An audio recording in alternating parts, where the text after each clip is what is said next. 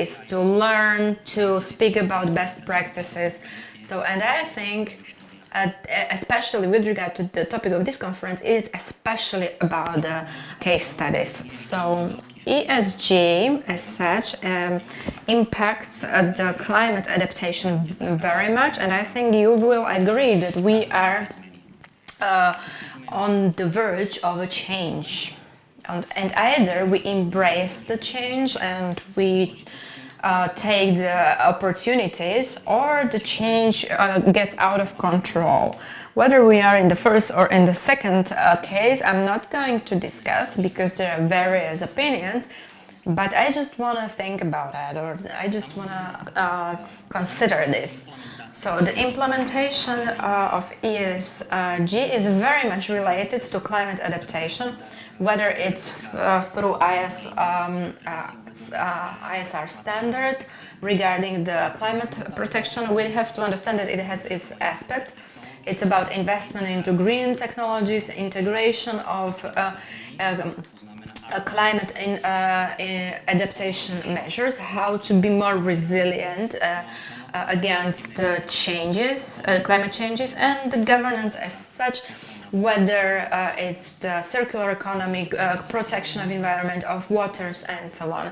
Social aspect is also very important, because you also will agree that the climate change has also a social aspect. So we need to address social inclusion, investments into education, and we need to consider the needs of more vulnerable groups.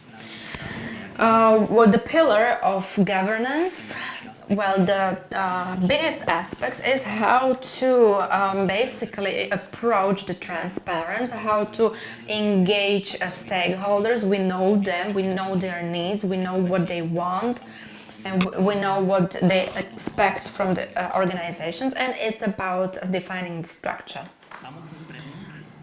So the interconnection between the ESG and climate adaptation is also about measures, challenges, and opportunities. Yesterday and today you have heard all kinds of suggestions of solutions. So to categorize those, we have physical measures, so we invest into physical measures to improve the infrastructure against the climate risks. This is related also with modeling of climate risk, new models, modernization of energy systems, and so on. Then we have to be aware of strategic measures. They impact the business model, diversification of supply chains, maybe some input materials, and raw materials, and challenges and opportunities. There is like this double aspect, and that's the financial one, which means it will affect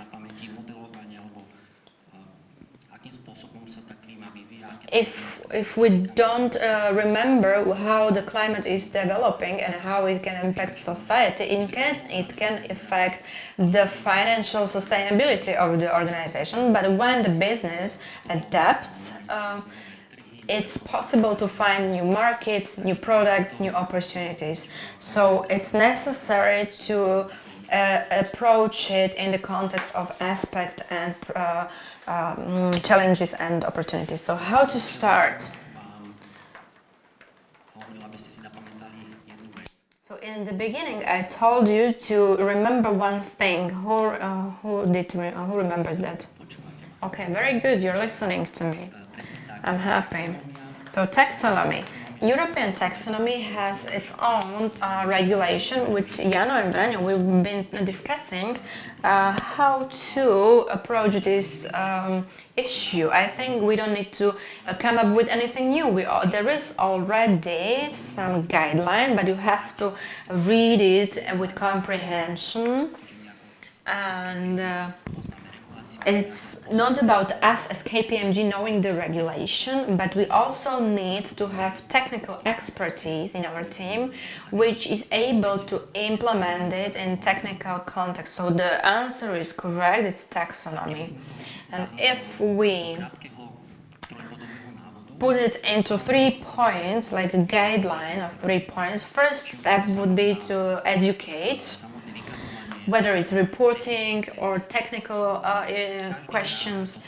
Each of us, each and every one of us who is here, is a representative of certain group of professionals or organizations. So each of us has certain need to educate. The second step are the technical criteria of the taxonomy. There are 6 environmental targets, and one of those is the adaptation to climate change, which means that at every investment you have to consider or you have to think sustainably. You can say, oh yeah, that's simple, but it is a bit specific and it has like certain middle steps, and this means that already in the design, in the project, from the architect or from the engineer, you have to consider this technical criteria already. Do you know what's the practice? What happens in practice? Yes, exactly. When we ask the architects and engineers who do this, whether they consider technical criteria, no, they say we only considered relevant technical norms. But that's the basis, but the taxonomy goes a bit further, and therefore company would like to report that their investment are fully in compliance with 6 environmental targets, and then there is a bank that says, yes, great, we can give you better conditions for the interest rate, but however this criteria will be taken into account, and from this criteria you can do the manual, the handbook, so not just copy paste. There must be a very clear technical specification for the procurement process, whether for the supplier, the final supplier or the contractor, or the suppliers of the like partial services or the subcontractors. Then I select the contractor, and then there is this role how I report it. So whether I report it or I need to report it in compliance with taxonomy, and then we as audit company, we can give you the assurance which you seek. And we believe that this is possible to achieve. However, you need to see the relations in this. And it's not only about reporting. We believe that it's important to educate yourself, to deal with the business model as such. So you have to see it from above and from above.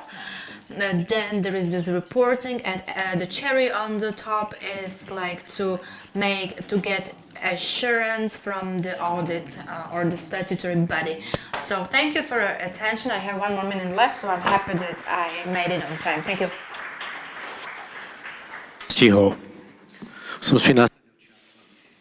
Yes, you made it. I also have a cap so that you are not alone here. Thank you so much. Was it good? Is it good? Yeah, now we are harmonized. We are in compliance, and I was worried that it would be boring because audit and this kind of stuff and your job, but it was very interesting. I want to ask you, because the discussion is only coming, but I'm using my function as a host. I mentioned that you as KPMG are a huge company in 143 countries represented, and in Slovakia you cooperate with huge companies and with SMEs as well. And the organization that is the main sponsor here, or the main organizer, iCARI, do you cooperate with them? With the association or with the institute? Yes, we have a framework agreement signed, so their professionals visit our trainings, and we connect their experience with reporting and with the technical aspects of, like biodiversity and stuff. And do you learn from them? Of course, and I hope they learn from us. Yeah, it's probably mutual. It's good to know, and it's a good call for everybody. You don't have to be worried that you are a huge name.